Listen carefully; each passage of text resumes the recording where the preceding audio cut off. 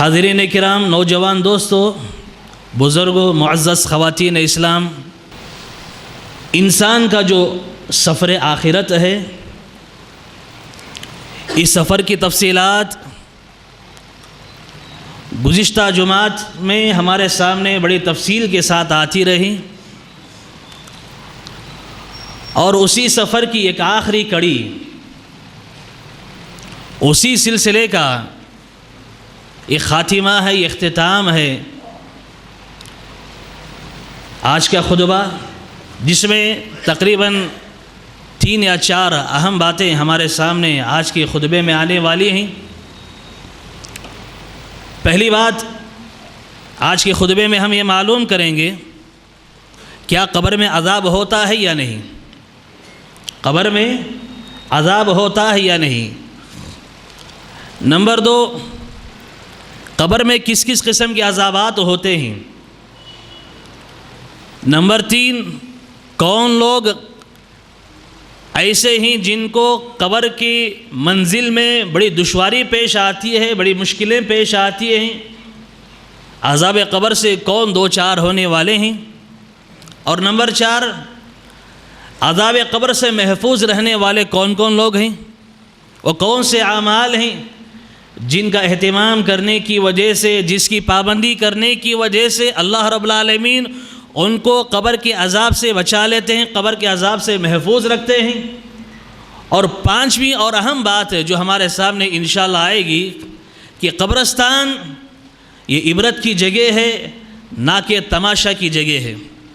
انشاءاللہ یہ 5 باتیں ہیں، ان 5 باتوں پر روشنی ڈالی جا رہی ہے۔ آپ احباب ان باتوں کو غور سے سنیں، اور اپنے آنے والی منزل کو، اور اپنے آنے والی جو منزل ہے جسے ہم قبر کہتے ہیں، اس منزل کے تعلق سے کچھ اور معلومات یہاں سے لیتے ہوئے جائیں۔ سب سے پہلے آئے دیکھتے ہیں کہ قبر میں عذاب ہوتا ہے یا نہیں۔ اس لیے کہ دنیا میں جہاں مختلف مذاہب کے ماننے والے، مختلف مسلکوں سے تعلق رکھنے والے لوگ ہیں، وہیں کچھ ایسے لوگ دنیا میں پائے جاتے ہیں جن کا کہنا یہ ہے، جو صاف طور پر یہ کہتے ہیں قبر میں عذاب نہیں ہوتا، قبر کے عذاب کا انکار کر دیتے ہیں، جنت اور جہنم کے وجود کا انکار کر دیتے ہیں، دجال، یاجوج ماجوج اور قیامت کی جو بڑی نشانیاں ہیں، عیسیٰ علیہ السلام کا آنا، ایسی بہت ساری نشانیوں کا انکار کر دیتے ہیں۔ تو ایسے بہت سارے منکرین ہیں، ان لوگوں میں کچھ ایسے بھی ہیں جو قبر کے عذاب کا انکار کر دیتے ہیں۔ قرآن حدیث کا جب ہم مطالعہ کرتے ہیں، معلوم یہ ہوتا ہے قرآن مجید میں اللہ رب العالمین نے قبر کے عذاب کا تذکرہ کیا ہے۔ نبی اکرم صلی اللہ علیہ وسلم نے احادیث میں عذاب قبر کی تفصیلات بیان کی ہیں، اور کچھ احادیث، کچھ دلائل ہمارے سامنے آ رہے ہیں، نوٹ کر لیں۔ سب سے پہلے قرآن مجید کی جو آیت کریمہ میں نے آپ احباب کے سامنے پڑھی، سورہ ابراہیم، اللہ رب العالمین ارشاد فرماتے ہیں، یثبت اللہ الذین آمنوا بالقول الثابت فی الحیاۃ الدنیا وفی الآخرہ۔ اللہ رب العالمین ایمان کی وجہ سے، ایمان والوں کو، مومنوں کو ایمان کی بنا پر اللہ تعالیٰ ثابت قدمی عطا کرتے ہیں، قبر میں بھی اور آخرت میں بھی اللہ تعالیٰ انہیں ثابت قدمی عطا کرتے ہیں۔ حاضرین، اس آیت کریمہ کے تعلق سے خود نبی اکرم صلی اللہ علیہ وسلم نے اس آیت کریمہ کو پڑھنے کے بعد آپ نے خود بیان کیا، آپ نے صحابہ سے کہا یہ آیت کریمہ عذاب قبر کے تعلق سے نازل ہوئی ہے، یہ آیت کریمہ عذاب قبر کے تعلق سے نازل ہوئی ہے۔ صحیح بخاری مسلم کی روایت ہے۔ دوسری روایت، وہ آیت کریمہ جو میں نے آپ احباب کے سامنے خطبہ مسنہ کے بعد تلاوت کی، اللہ رب العالمین نے جس آیت کریمہ میں ارشاد فرمایا، النار یعرضون علیہا غدوا وعشیا، یہ آگ صبح شام، ہر وقت، ہر دن صبح شام کو ان پر پیش کی جاتی ہے۔ کہاں پر؟ قبر میں، قبر میں پیش کی جاتی ہے، آگ پر ان کو پیش کیا جاتا ہے۔ اور پھر فرمایا وَيَوْمَ تَقُومُ السَّاعَةُ أَدْخِلُوا آلَ فِرْعَوْنَ أَشَدَّ الْعَذَابِ۔ اللہ فرماتے ہیں جب قیامت قائم ہوگی، قیامت جب قائم ہوگی، فرعون کے قبیلے والوں کو اللہ فرمائیں گے ان کو جہنم کے عذاب میں داخل کرو، سخت عذاب میں ان کو مبتلا کرو۔ تو پہلا عذاب کون سا ہے؟ قبر کا عذاب ہے۔ دوسرا عذاب جب دوبارہ اللہ تعالیٰ اٹھانے کا تذکرہ کر رہے ہیں وہ قیامت کے دن کے بعد جہنم میں داخل کرنے کا عذاب ہے۔ تو میرے بھائیوں یہ دونوں عذاب کا اللہ تعالیٰ نے اس آیت کریمہ میں تذکرہ فرما دیا، قبر کے عذاب کا بھی تذکرہ اور جہنم کے عذاب کا تذکرہ بھی اللہ تعالیٰ نے فرما دیا۔ حافظ ابن کثیر رحمۃ اللہ علیہ، امام ابن کثیر رحمۃ اللہ علیہ وہ فرماتے ہیں اس آیت کریمہ کی تفسیر بیان کرتے ہوئے اہل السنہ والجماعہ کے نزدیک عذاب قبر کے تعلق سے سب سے مضبوط دلیل یہی آیت کریمہ ہے، سب سے مضبوط دلیل یہی آیت کریمہ ہے۔ تیسری دلیل دیکھیں میرے بھائیوں، صحیح بخاری مسلم ہی کی روایت ہے، نبی اکرم صلی اللہ علیہ وسلم صحابہ کے ساتھ قبرستان سے گزر رہے تھے، قبرستان سے جا رہے تھے، دو قبروں کے پاس سے آپ کا گزر ہوا۔ اللہ کے نبی صلی اللہ علیہ وسلم نے صحابہ سے فرمایا دیکھو ان دونوں قبر والوں کو عذاب ہو رہا ہے، ان دونوں قبر والوں کو عذاب ہو رہا ہے۔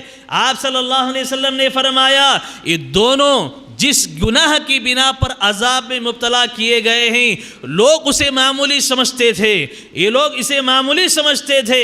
آپ نے فرمایا حقیقت میں در حقیقت یہ دونوں گناہ بڑے گناہ تھے، کبیرہ گناہ تھے۔ آپ صلی اللہ علیہ وسلم نے فرمایا یہ قبر کی جانب اشارہ کرتے ہوئے وہ انسان ہے یمشی بالنمیمہ، یہ غیبت کیا کرتا تھا، چغل خور تھا، دوسروں کی غیبت کیا کرتا تھا، غیبت کرنے کی وجہ سے اسے قبر میں عذاب ہو رہا ہے۔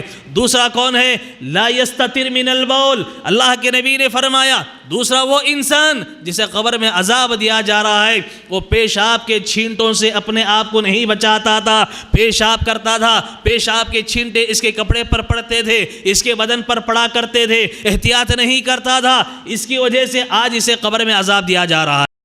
میرے بھائیو یہ تیسری آیت کریمہ، تیسری دلیل ہے صحیح بخاری مسلم کی۔ اور چوتھی جو دلیل ہے میرے بھائیو اللہ کے نبی صلی اللہ علیہ وسلم کی زوج مطہرہ ام المومنین عائشہ صدیقہ رضی اللہ تعالیٰ عنہ فرماتی ہیں، مسند احمد کی روایت ہے کہ عائشہ رضی اللہ عنہ فرماتی ہیں کہ ان کے گھر میں ایک یہودیہ عورت آیا کرتی تھی، ایک بوڑھی یہودی عورت آیا کرتی تھی، اور ام المومنین عائشہ صدیقہ رضی اللہ تعالیٰ عنہ اس بوڑھی عورت کی بڑی خدمت کیا کرتی تھی، بڑی خدمت کیا کرتی تھی۔ یہاں یہ معلوم ہوا کہ خدمت کرنے میں مذاہب کو نہیں دیکھا جائے گا، خدمت خلق میں مذاہب کو نہیں دیکھا جائے گا، جو خدمت کا مستحق ہے، جو مجبور ہے، چاہے وہ کسی بھی مذہب کا ماننے والا کیوں نہ ہو، اس کی مدد کی جائے گی، اس کی خدمت کی جائے گی۔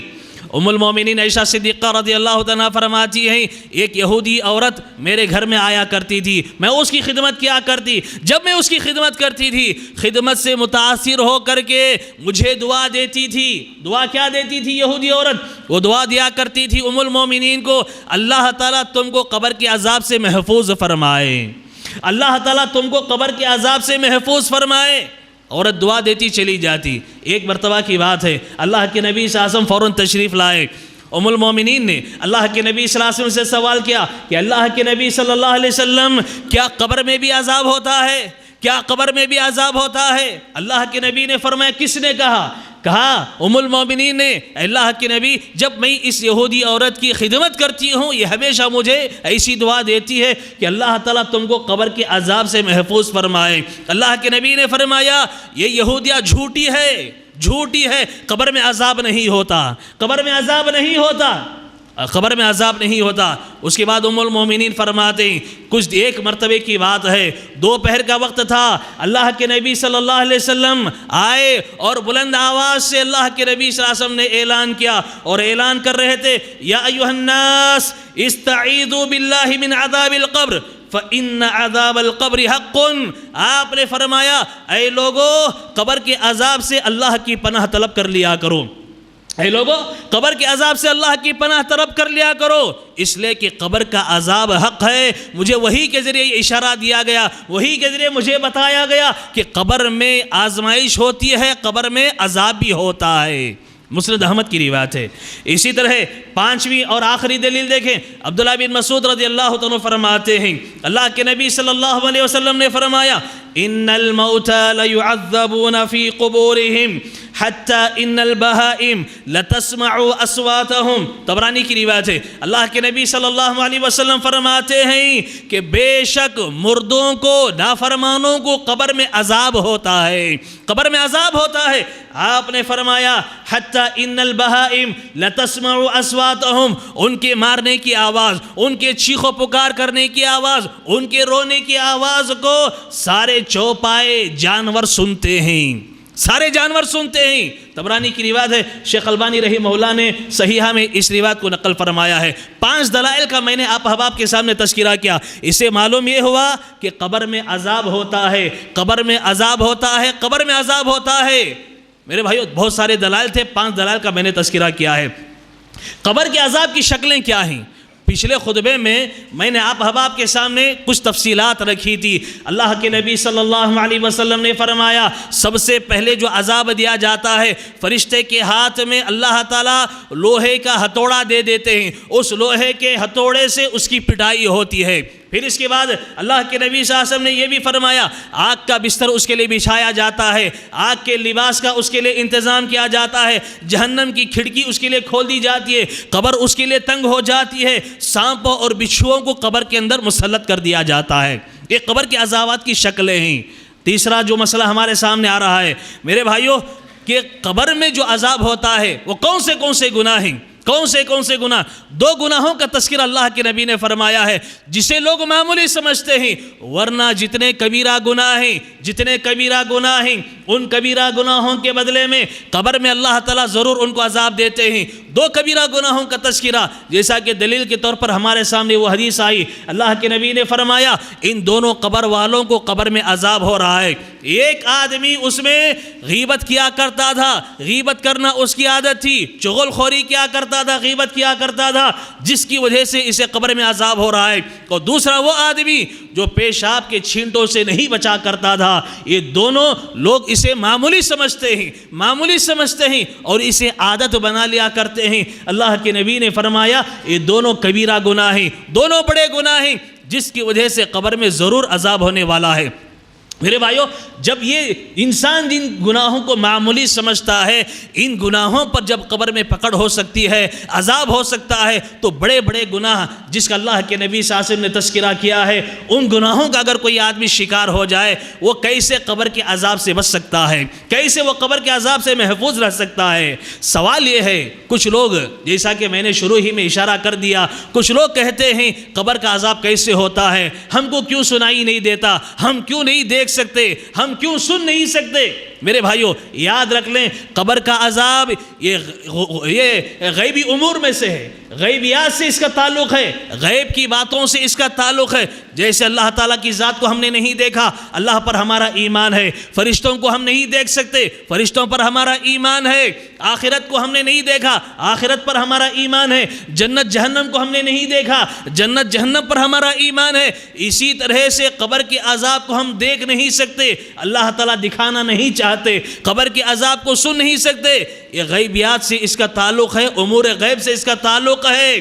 اور اگر کوئی سوال کرے کہ بھئی ہم قبر کا عذاب کیوں دیکھ نہیں سکتے، قبر کے عذاب کو کیوں دیکھ نہیں سکتے، قبر کے عذاب کو کیوں سن نہیں سکتے، اہل علم نے اس کے 3 جوابات دیے ہیں. اس کے 3 جوابات دیے ہیں. پہلا جواب اہل علم نے یہ دیا ہے کہ دیکھو اللہ رب العالمین ارحم الراحمین ہے، اللہ رب العالمین ارحم الراحمین ہے وہ، اور اس کی رحمت کا تقاضا یہ ہے، اس کی رحمت کا تقاضا یہ ہے کہ ہم زندہ لوگ قبر کے عذاب سے بے خبر رہیں، قبر کے عذاب سے بے خبر رہیں. یہ اللہ تعالیٰ کی مشیت ہے. ورنہ اگر کسی کو معلوم ہو جائے کہ میرا باپ، میری ماں، میرا بھائی، میری بہن، میری بیوی، میرا بیٹا، میرا فلاں رشتہ دار، میرا فلاں دوست یہ سب کے سب عذاب قبر میں مبتلا ہیں، اگر کسی کو معلوم ہو گیا کہ یہ سب عذاب قبر میں مبتلا ہیں، تو سوچئے، اندازہ لگائیے کہ اس کی زندگی کس حالت میں گزرے گی، اور کیا وہ ہر وقت پریشان نہیں رہے گا، کیا وہ ہر وقت غمزدہ نہیں رہے گا؟ یہ پہلی حکمت ہے. اللہ تعالیٰ نے ان وجوہات کی بنا پر عذاب قبر سے انسانوں کو، زندوں کو بے خبر رکھا ہے. دوسری جو وجہ اہل علم نے بیان کی ہے وہ یہ کہ کسی میت کے بارے میں یہ معلوم ہو جانا، کسی میت کے بارے میں یہ معلوم ہو جانا کہ اسے قبر میں عذاب دیا جا رہا ہے، قبر میں اسے عذاب ہو رہا ہے، اس میں تو اس کی ذلت اور رسوائی ہے، اس کی ذلت اور رسوائی ہے۔ دیکھو دنیا میں انسان گناہ کرتا ہے، دنیا میں انسان گناہ کرتا ہے، اللہ تعالیٰ اس کے گناہوں کو چھپا دیتے ہیں، اس کے گناہوں پر اللہ تعالیٰ پردہ ڈال دیتے ہیں۔ اگر اس کے مرنے کے بعد، قبر میں جانے کے بعد عذاب ہو اور وہ عذاب لوگوں کو معلوم ہو جائے، لوگوں کو معلوم ہو جائے، تو ایسی صورت میں اس میت کی جو ہے ذلت اور رسوائی کا یہ چیز سبب بن جائے گی۔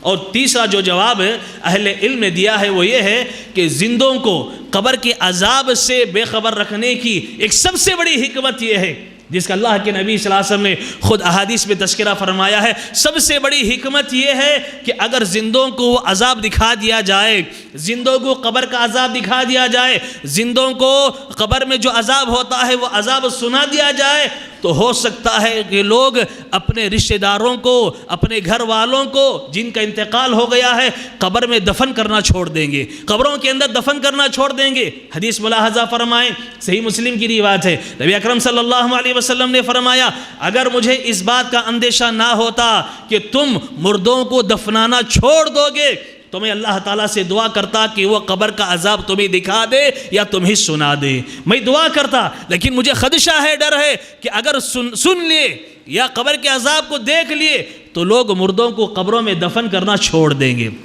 میرے بھائیو، یہ حکمتیں ہیں جس کی بنا پر اللہ رب العالمین نے زندوں کو قبر کے عذاب سے بے خبر رکھا ہے۔ چوتھی جو اہم بات ہمارے سامنے آ رہی ہے وہ یہ کہ عذاب قبر سے محفوظ رکھنے والے کون سے اعمال ہیں۔ قبر کی تفصیلات سننے کے بعد، قبر کے عذابات کی تفصیلات سننے کے بعد ہمارے اور آپ کے دلوں کے اندر ضرور یہ سوال پیدا ہوتا ہوگا، ضرور یہ سوال پیدا ہوا ہوگا کہ بھئی قبر کے عذاب سے بچانے والے کون سے اعمال ہیں، کون سے ایسے لوگ ہیں جو قبر کے عذاب سے بچنے والے ہیں، جن کو اللہ تعالیٰ قبر کے عذاب سے محفوظ رکھنے والا ہے۔ میرے بھائیو، اگر میں اور آپ یہ چاہتے ہیں، ہم یہ چاہتے ہیں کہ قبر کی اس منزل میں ہم محفوظ رہیں، عذاب سے محفوظ رہیں، اس تاریک کوٹھری میں، اس اندھیری کوٹھری میں، تنہائی کے اس گھر میں ہم ہر قسم کی خوف اور گھبراہٹ سے، ہر قسم کے عذابات سے اگر ہم محفوظ رہنا چاہتے ہیں تو ان تعلیمات کو، اللہ کے نبی صلی اللہ علیہ وسلم کی ان باتوں کو، ان تعلیمات کو جو ابھی ہمارے سامنے آ رہے ہیں، ان تعلیمات کو سنیں اور اس کا اہتمام کرنے کی کوشش کریں۔ سب سے پہلی چیز اللہ کے نبی صلی اللہ علیہ وسلم نے جس کا تذکرہ فرمایا کہ وہ اعمال جو قبر کے عذاب سے بندے کوئی حفاظت کرنے والے، قبر کے عذاب سے بچانے والے ہیں، ان اعمال میں سب سے پہلا جس عمل کا تذکرہ اللہ کے نبی صلی اللہ علیہ وسلم نے احادیث میں فرمایا، آپ نے فرمایا دشمن کی سرحد پر اسلامی سرحد ہے، اسلامی سرحد جہاں ختم ہو رہی ہے اس کے بعد دشمن کی سرحد ہے، ایسی سرحد میں، ایسی باؤنڈری میں کھڑے ہو کر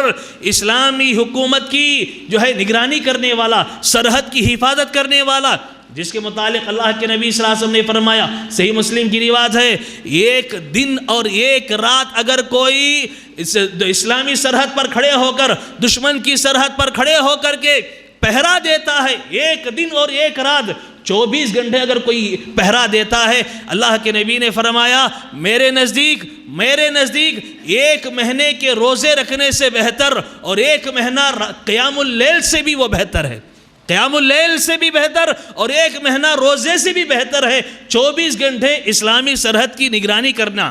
اور اس کے بعد اللہ کے نبی نے فرمایا اگر اس کا اسی حالت میں انتقال ہو جاتا ہے، اسی حالت میں اس کا انتقال ہو جاتا ہے تو اس کے اجر کے ذمہ جو ہے اللہ تعالیٰ، اس کی ذمہ داری اللہ تعالیٰ کی ہے، روزی اللہ رب العالمین اسے دیں گے۔ اور پھر آپ نے فرمایا آگے، اور اسے اللہ رب العالمین قبر کی آزمائش سے، قبر کے عذاب سے اللہ تعالیٰ اس سے محفوظ کر دیتے ہیں، قبر کے عذاب سے اللہ تعالیٰ اس کی حفاظت فرماتے ہیں۔ پہلا وہ آدمی جو اسلامی سرحد کی نگرانی کرنے والا، اسلامی سرحد پر پہرا دینے والا۔ دوسرا میرے بھائیوں، اللہ کے نبی صلی اللہ علیہ وسلم نے فرمایا شہادت کی موت جسے آتی ہے، شہادت کی موت جسے نصیب ہوتی ہے، اللہ رب العالمین اسے قبر کے عذاب سے محفوظ رکھتے ہیں، قبر کے عذاب سے اللہ تعالیٰ اسے بچا لیتے ہیں۔ حدیث کے الفاظ ہیں، اللہ کے نبی فرماتے ہیں شہید کے لیے اللہ تعالیٰ کی جانب سے 6 انعامات کا وعدہ ہے، اللہ تعالیٰ کی جانب سے شہید کے لیے 6 انعامات کا وعدہ ہے۔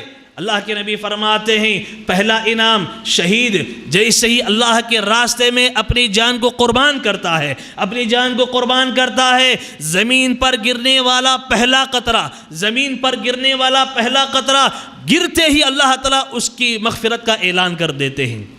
یہ پہلا قطرہ زمین پر کیا گرتا ہے، اللہ تعالیٰ کی جانب سے مغفرت کا اعلان ہو جاتا ہے۔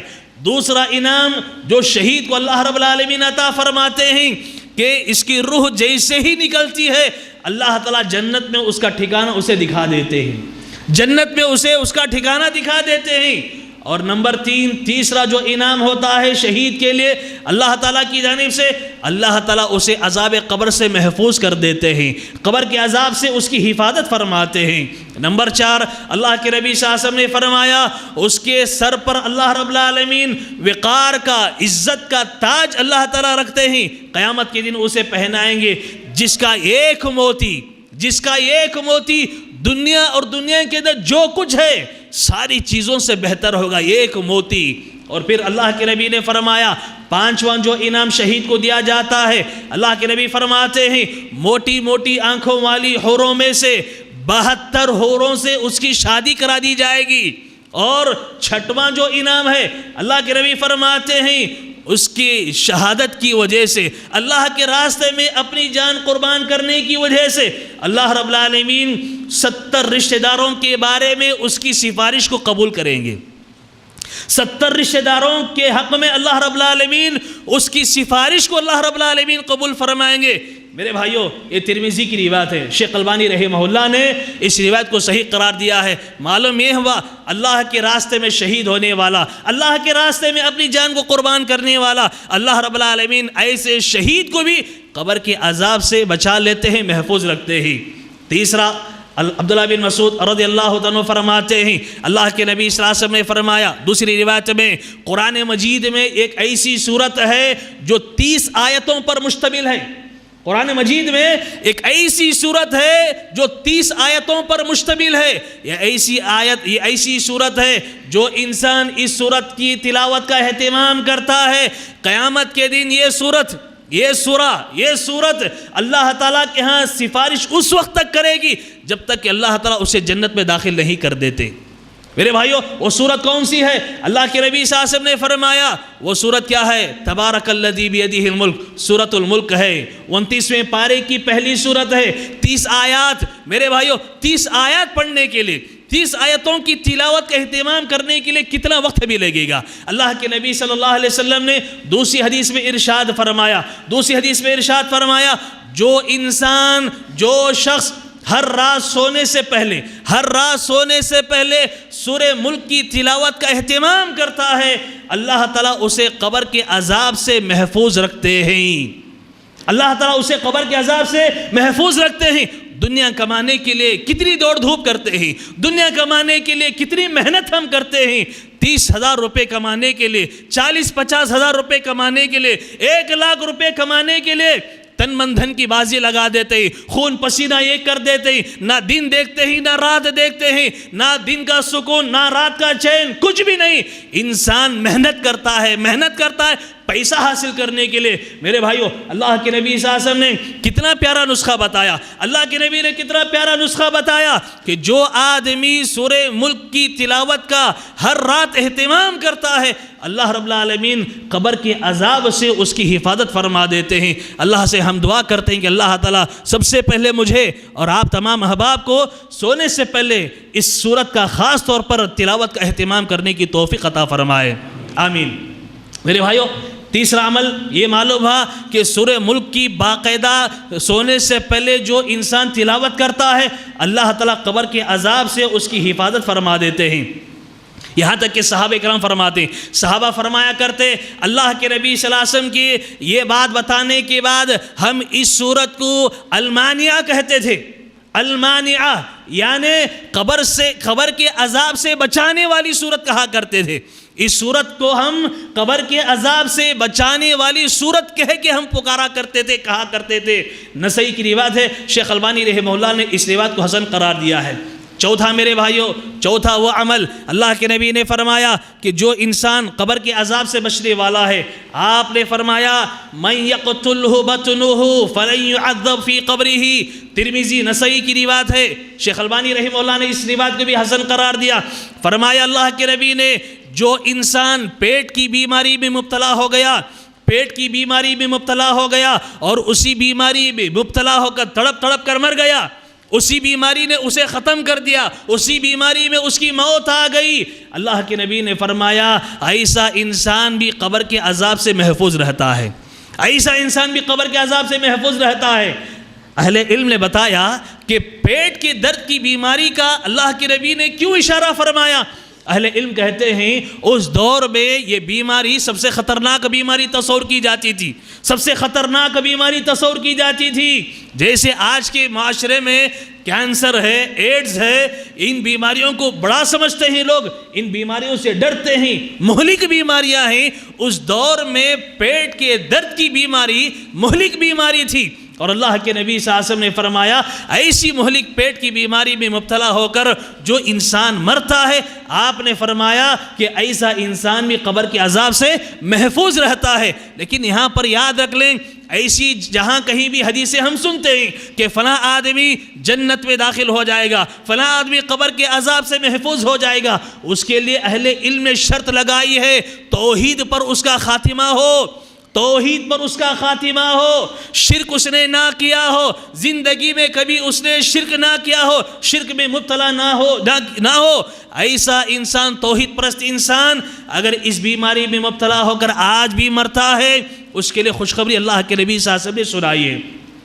پانچواں، اللہ کے نبی صلی اللہ علیہ وسلم نے فرمایا جمعہ کے دن یا جمعہ کی رات میں، جمعہ کے دن یا جمعہ کی رات جس مسلمان کا انتقال ہوتا ہے، اللہ تعالیٰ قبر کے فتنے سے اس کی حفاظت فرماتے ہیں، قبر کے فتنے سے اللہ تعالیٰ اس کی حفاظت فرماتے ہیں۔ یہاں بھی شرط ہے توحید پرست ہونا، توحید پرست ہونا شرط ہے، توحید پر زندگی بسر کی ہو اور اسی توحید پر اس کا خاتمہ ہوا ہو۔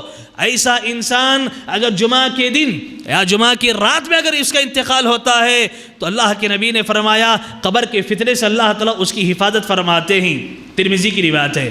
اور آخری عمل میرے بھائیوں، طبرانی کی روایت ہے، اللہ کے نبی صلی اللہ علیہ وسلم نے فرمایا وہ تمام نیک اعمال، وہ تمام نیک اعمال جس کا اللہ کے نبی نے تذکرہ فرمایا ہے، یہاں تک کہ میرے بھائیوں میں کیا بتاؤں آپ کو، مسجد کی طرف چل کر جانے والے قدم بھی، مسجد کی جانب چل کر جانے والے قدم بھی میت کو قبر کے عذاب سے بچاتے ہیں، قبر کے عذاب سے بچاتے۔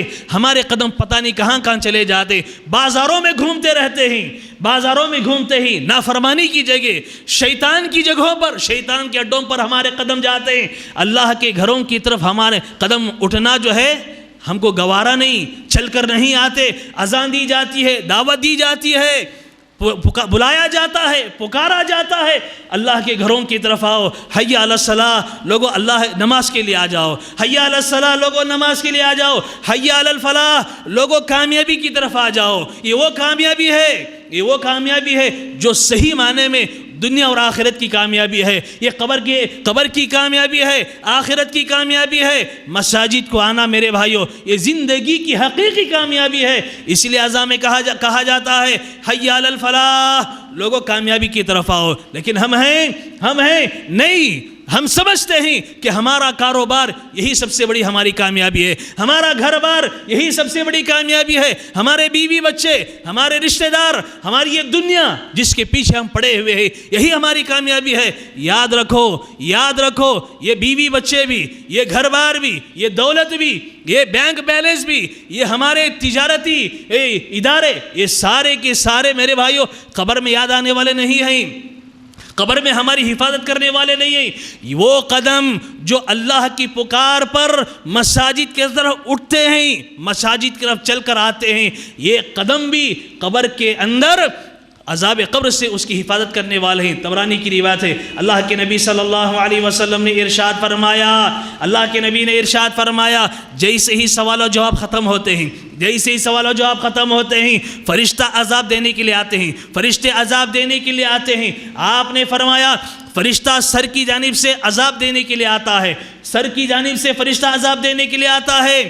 قرآن مجید کی تلاوت کا جو دنیا میں یہ اہتمام کیا کرتا تھا، قرآن مجید کی تلاوت کا جو اہتمام یہ دنیا میں کیا کرتا تھا، وہ تلاوت قرآن اس کے سر کے پاس آ کر کھڑی ہو جاتی ہے اور اس فرشتے کو دور کر دیتی ہے، اس فرشتے کو دور کر دیتی ہے۔ اخبارات پڑھنے کے لیے ہمارے پاس ٹائم ہے، کتابیں پڑھنے کے لیے ہمارے پاس وقت ہے، یہ نیوز دیکھنے کے لیے، سیریل دیکھنے کے لیے، پکچر دیکھنے کے لیے، گانے بجانے، ہر چیز کے لیے ہمارے پاس وقت ہے۔ 24 گھنٹے میں دن کے 24 گھنٹے میں اگر ہمارے پاس وقت نہیں ہے، ہمارے پاس فرصت نہیں ہے، وقت نہیں ہے، اللہ کی کتاب اٹھانے کے لیے ہمارے پاس وقت نہیں ہے، کتاب اللہ کھولنے کے لیے وقت نہیں ہے، قرآن کی تلاوت کرنے کے لیے ہمارے پاس وقت نہیں ہے۔ میرے بھائیوں یاد رکھیں، قرآن مجید کی تلاوت قبر کے اندر عذاب سے محفوظ کرنے والی، عذاب سے بچانے والی ہے۔ اللہ کے نبی فرماتے ہیں جب وہ فرشتہ دیکھتا ہے کہ سر کی جانب سے میں آ کر اسے عذاب نہیں دے سکتا، اسے سزا نہیں دے سکتا، قرآن مجید کی تلاوت آ گئی ہے، سامنے سے آتا ہے، وہ فرشتہ سامنے سے آتا ہے، اور جیسے ہی فرشتہ سامنے سے آتا ہے اللہ کے نبی صلی اللہ علیہ وسلم فرماتے ہیں اس کے صدقہ و خیرات سامنے آ جاتے ہیں، اس کے صدقہ و خیرات سامنے آ جاتے ہیں۔ انسان آج کیا کرتا ہے؟ اپنی بچی کی شادی، اپنے بیٹے کی شادی، فلاں کی شادی، اپنی ناک اونچی رکھنے کے لیے، اپنی جھوٹی شان کا ڈھنڈورا پیٹنے کے لیے، اپنی جھوٹی شان کو اور اس کا ڈھنڈورا پیٹنے کے لیے وہ کیا کرتا ہے؟ سود پر پیسہ لے کر کے لاکھوں کروڑوں روپے جو ہے شادی بیاہ میں، رسومات میں خرچ کر دیتا ہے۔ میرے بھائیوں اللہ کے راستے میں خرچ کرنے کی توفیق نہیں آتی، بیواؤں میں، یتیموں میں، مسکینوں میں، اللہ کے گھروں کو آباد کرنے کے لیے، دینی تعلیم کو عام کرنے کے لیے پیسہ خرچ کرنے کی اسے توفیق نہیں ہوتی۔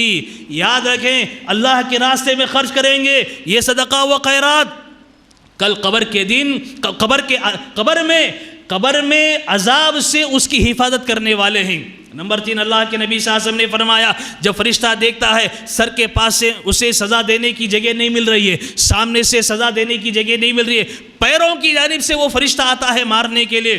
اللہ کے نبی صلی اللہ علیہ وسلم فرماتے ہیں جب وہ فرشتہ پیروں کی جانب سے آتا ہے، مسجد کی طرف چل کر آنے والے، مسجد کی طرف اٹھنے والے وہ قدم، وہ عبادت سامنے آ جاتی ہے، نماز اس کے سامنے آ جاتی ہے، فرشتہ دور ہو جاتا ہے۔ لہذا اللہ کے بندو، میرے بھائیوں، نوجوانوں، بزرگوں، معزز خواتین اسلام، ہم سب مل کر کے اہتمام کریں۔ کن باتوں کا اہتمام کریں؟ وہاں کی رسوائی سے بچنے کے لیے، وہاں کی ذلت سے بچنے کے لیے، وہاں کی ناکامی سے بچنے کے لیے، وہاں کے عذابات سے بچنے کے لیے، وہاں کی خوف اور گھبراہٹ سے بچنے کے لیے ہم تمام کو تیاری کرنا ہے۔ کیا تیاری کرنا ہے؟ تیاری یہ کرنا ہے توحید پر ہم قائم رہیں، توحید پر ہماری زندگی قائم و دائم رہے، نمازوں کی طرف آئیں، اللہ کے گھروں کو آباد کریں، صدقات و خیرات کریں، قرآن مجید کی تلاوت کا اہتمام کریں۔ کریں گے نہیں کیا بھائی؟ یہ عزم کر لو کہ وہاں کی کامیابی حاصل کرنے کے لیے ہم دنیا کو چھوڑنے کے لیے تیار، وہاں کے آرام اور سکون کو حاصل کرنے کے لیے ہم ساری تکلیفیں برداشت کرنے کے لیے تیار ہیں۔ یہ عزم کرو، اور صبح میں جب اذان ہو، صبح کی اذان ہو، اپنے آپ کو بستروں سے الگ کرو، نرم گرم بستروں کو چھوڑو اور اٹھ کر کے اللہ کے گھروں کو آ کر کے اللہ کے گھروں کو آباد کرو۔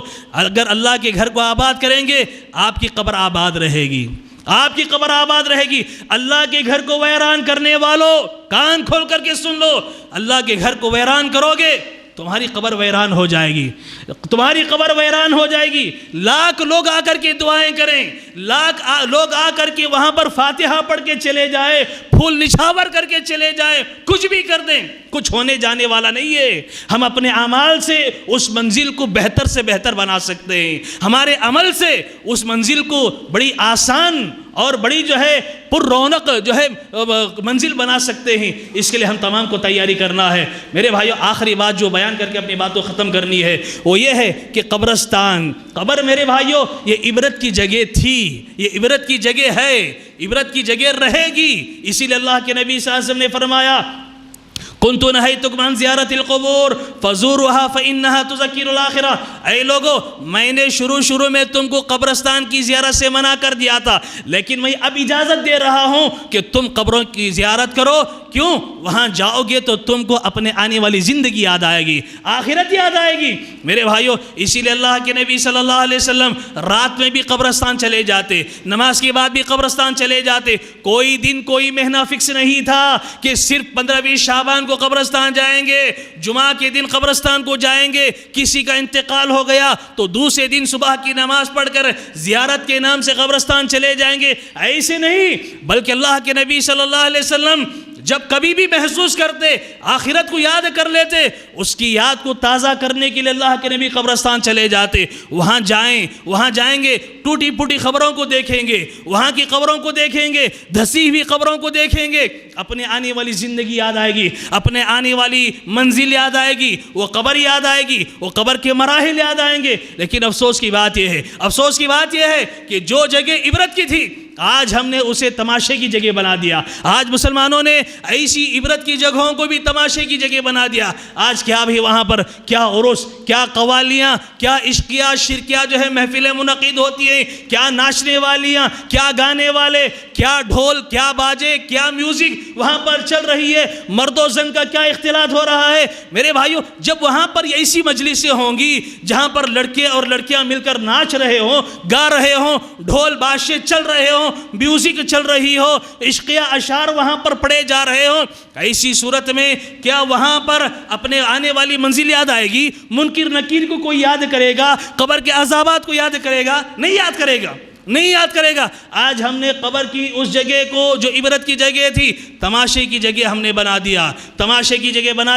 میرے بھائیو، اللہ کے نبی صلی اللہ علیہ وسلم قبر کو دیکھتے رویا کرتے تھے. عثمان غنی قبر کو دیکھتے تھے، رویا کرتے تھے. اتنا روتے عثمان غنی، اتنا روتے تھے، پوری داڑھی جو ہے آنسوں سے بھیگ جایا کرتی تھی. اللہ کے نبی صلی اللہ علیہ وسلم قبر کے پاس بیٹھ کر ایک مرتبہ اتنا روئے. صحابہ کہتے ہیں جہاں اللہ کے نبی بیٹھے تھے اتنی زمین وہاں کی اللہ کے نبی کے آنکھوں سے نکلنے والے آنسوؤں سے پوری زمین بھیگ گئی. نبی وہاں پر رو رہے ہیں، صحابہ وہاں جا کر رو رہے ہیں، اور ہم جا کر کے وہاں پر کھل کھلا کر کے ہنسے، وہاں تماشا بنا لے. میرے بھائیوں، بڑے افسوس کی بات ہے. دیکھو جنازے جاتے ہیں، جنازے ہمارے آنکھوں کے سامنے جاتے ہیں، ذرا برابر خوف پیدا نہیں ہوتا، ذرا برابر ڈر پیدا نہیں ہوتا.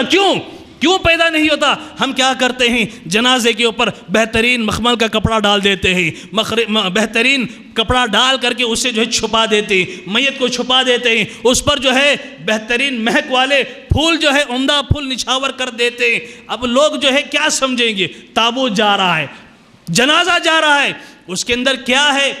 لوگوں کو اس سے کچھ لینا دینا، بس لوگوں کو معلوم ہے کہ جنازہ لے کر جایا جا رہا ہے.